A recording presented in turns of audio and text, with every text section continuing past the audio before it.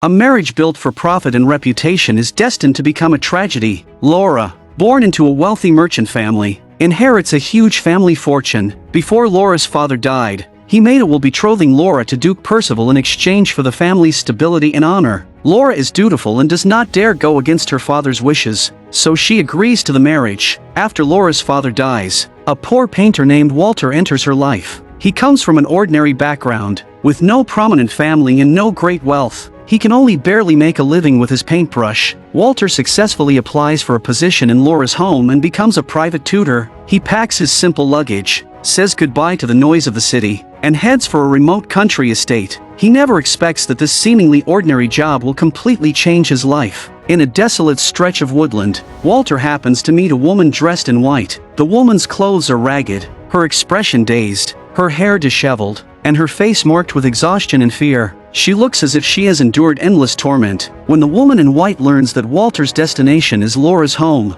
she begs Walter to persuade Laura. She says he must stop Laura from marrying Duke Percival. Just as Walter asks the reason and the identity of the woman in white, the sound of a carriage comes from afar. The woman in white leaves in panic. Walter senses that this estate must be hiding many unknown secrets. The person in the carriage is Laura's uncle. After Laura's father died, her aunt and uncle moved here to help care for Laura and her sister. The estate is quiet and solemn. Ancient buildings stand among the trees, and a heavy, oppressive feeling fills the air. After Walter arrives at the estate, the first person he meets is Laura's sister, Marian. Marian has a strong personality and a careful mind. She is a few years older than Laura, has never married, and lives together with her sister. During their conversation, Walter discovers that Marian and her sister share a deep bond. She has always cared for Laura attentively, almost like a mother. After they finish discussing the details of the work, Marian brings the new tutor to meet her sister. The moment Walter sees Laura, he realizes that the girl before him looks extremely similar to the woman in white he met in the forest. Laura is gentle and kind, with a soft and graceful temperament. She comes from nobility, yet has not the slightest arrogance. She usually stays quietly at home and follows her sister's words obediently. When she sees that Walter is refined and elegant, with the manners of a gentleman, she is very satisfied with her tutor. In the days that follow, Walter is mainly responsible for teaching Laura painting. In art, the two share many common topics. Walter also boldly points out and criticizes the flaws in Laura's work. One night, a sorrowful cry comes from outside the studio window. Through the window, they see the mysterious woman in white. Marian tells Walter that there is an asylum nearby. That woman is probably a patient who escaped from there. Walter still runs downstairs, wanting to ask the woman again what she means. Unexpectedly, the woman in white turns and hides in the shadows. Walter believes that what the woman in white said before was only mad nonsense, so he gradually forgets about the matter. Through their time together day and night, Laura's pure and lively nature deeply attracts Walter, and Laura also secretly admires Walter's talent and sincerity. Their affection is simple and pure, untouched by worldly interests, but from the very beginning, this sincere love is destined to be full of obstacles. Walter also knows that the difference in status between himself and Laura is enormous. He does not dare reveal what is in his heart, and Laura is already bound by an engagement, so both of them bury these feelings deep inside. One day, while they discuss paintings in the garden after dinner, Duke Percival's carriage appears at the estate. Laura hurriedly runs over, but Marian looks deeply worried. They do not truly understand what kind of man Duke Percival is. Marian does not seem optimistic about her sister's marriage, but this is their father's command, and they have no power to change anything. Walter has no time to think too much and immediately follows, wanting to remind Laura at the right moment, but Duke Percival appears gentle on the outside, speaks properly, and looks exactly like a gentleman. For a moment, Walter does not know whether it is only his own imagination. He does not want to ruin Laura's happiness, so he sits quietly to the side and secretly sketches a portrait of Duke Percival. Duke Percival is immersed in his fiancée's piano music. He speaks softly and gently, trying his best to leave Laura with the best impression. Before long, Walter has to leave the estate temporarily because his mother is seriously ill. Before leaving, he tries to test Laura's heart, hoping to glimpse her feelings. Unexpectedly, Laura insists on fulfilling her father's wishes. Walter feels that this love seems to be only his own one-sided fantasy. He has no more concerns. On Laura's wedding day,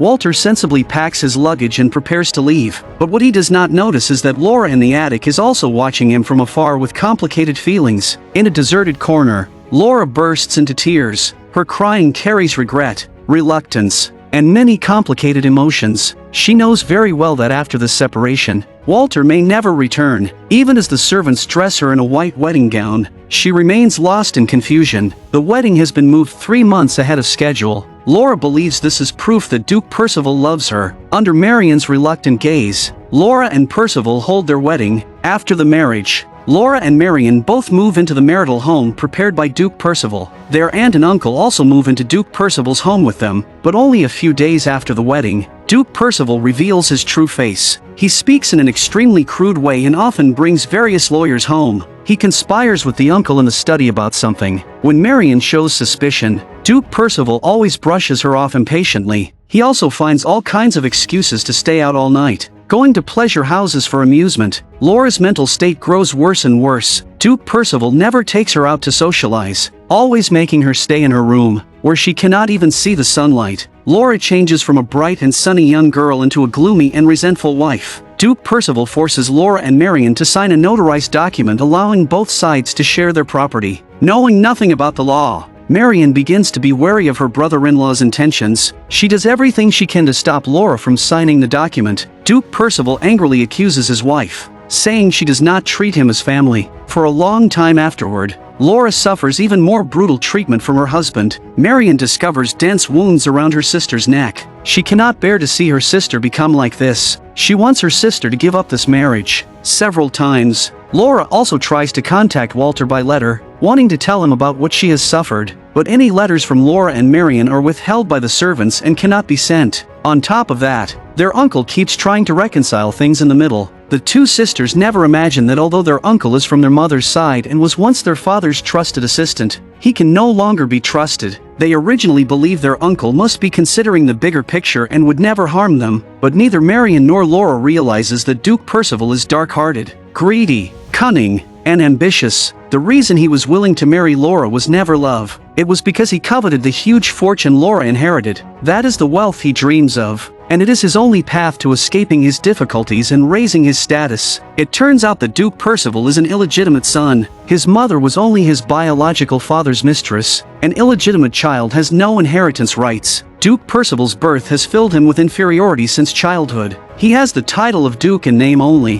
while in truth he can only receive a fixed monthly allowance from his biological father. To completely seize Laura's inheritance, Duke Percival has already laid out a meticulous scheme. He colludes with his accomplice, the sister's uncle, and carries out their plan step by step. Their uncle has long coveted Laura's family fortune. Driven by greed, he has already betrayed family affection and sided with Duke Percival. Even the original engagement between Duke Percival and Laura was secretly arranged by him behind the scenes. The two worked together like wolves and jackals, all for selfish gain. The reason the woman in white was persecuted by them is that she was once a servant in Duke Percival's household. At the same time, she is also Laura's half-sister from the same mother. She learned the secret of Duke Percival's birth and also knew of his plot to seize Laura's inheritance. Because of that, she became an obstacle in their eyes, so they locked her in an asylum and tormented her until she became half-mad. When Duke Percival learns that the woman in white has escaped the asylum and had contact with Walter, he is terrified. He is afraid his secret will be exposed, so he accelerates the pace of his conspiracy. He completely tears off his mask and forces Laura to sign the notarized document. When Laura refuses him again, he simply imprisons the two sisters in a wooden cabin behind the lake and mountain. One night, a stranger enters the drafty wooden cabin. The visitor is the woman in white Walter had previously encountered. This time, she looks very calm. The woman in white tells Laura and Marian everything about her identity and Duke Percival's conspiracy. Just as she is about to rescue the two sisters, Duke Percival arrives with his men. The woman in white is taken away in full view of everyone. Marian looks into her uncle's eyes and trembles with fear inside. For the next half year, they try every possible method to escape Duke Percival's clutches, but guards watch the estate day and night on all sides. They have no chance to escape at all. After they are caught and brought back to the estate, Duke Percival separates them. Ignoring the thunderstorm, Marian climbs outside the second-floor window. Despite the slippery wall, she struggles to move to the neighboring room. She searches room after room for Laura. Unexpectedly, before the hall, she hears the next step in the uncle and Duke Percival's plan. That is, they will kill Laura if necessary in order to obtain the family fortune. Marian is frantic with worry. She does not dare delay for even a moment and wants to rescue her sister as soon as possible. Meanwhile, Duke Percival forces the woman in white to drink poison,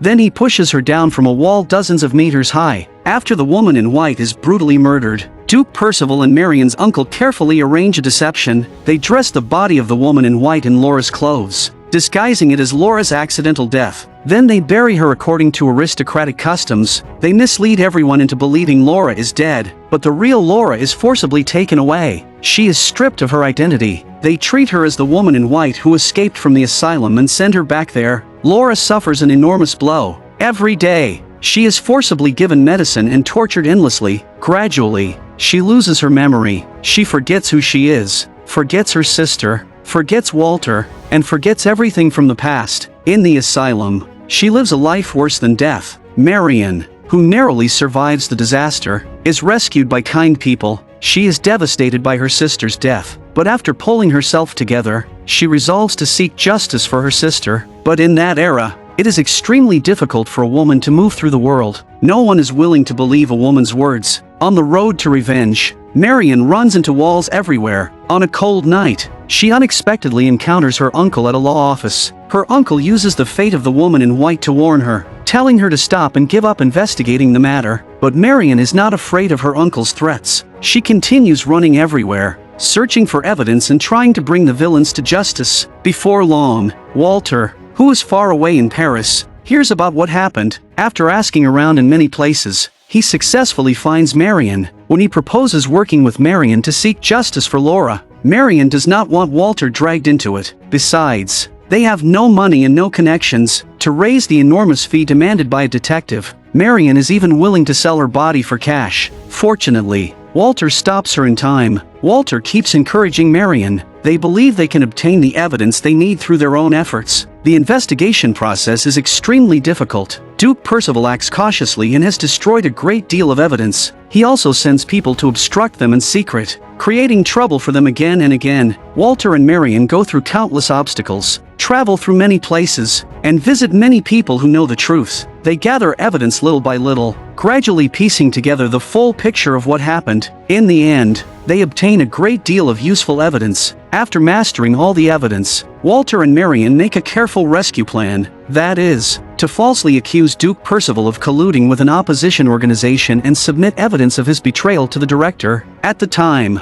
France is in political turmoil, and officials with secure positions fear being implicated more than anything, so the director worries that his long-term private cooperation with Duke Percival will be exposed. He has no choice but to turn a blind eye and stop interfering. When they see Laura in the ward, Laura is already completely changed in appearance and extremely weak. She spends all day muttering nonsense at the wall.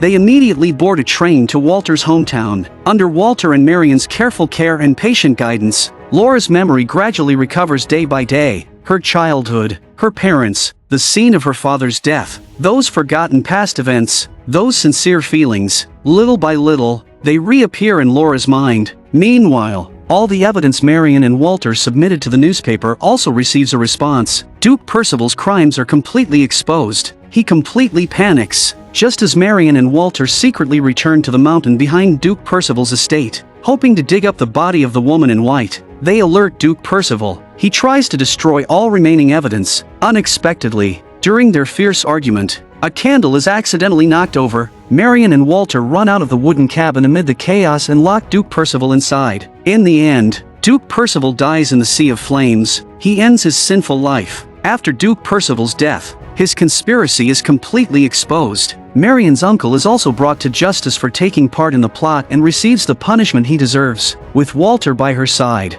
Laura gradually recovers all her memories. She finally remembers Walter. She remembers the love between them, and she remembers everything she suffered. Seeing her sister reborn, Marian feels deeply comforted. She sincerely blesses Walter and Laura. hoping the two can stay together in happiness. This conspiracy centered on wealth and greed finally ends with the destruction of evil. Walter and Laura go through countless hardships and finally break free from worldly obstacles. They also escape the shadow of conspiracy and come together. They give up aristocratic glory and enormous wealth, choosing to leave the noise behind and live a simple, peaceful life. Greed is the root of all evil. No matter the purpose, any act that violates conscience and morality will eventually be punished, and sincere love and unwavering devotion will ultimately overcome every hardship. In the end, they welcome the happiness and light that belong to them.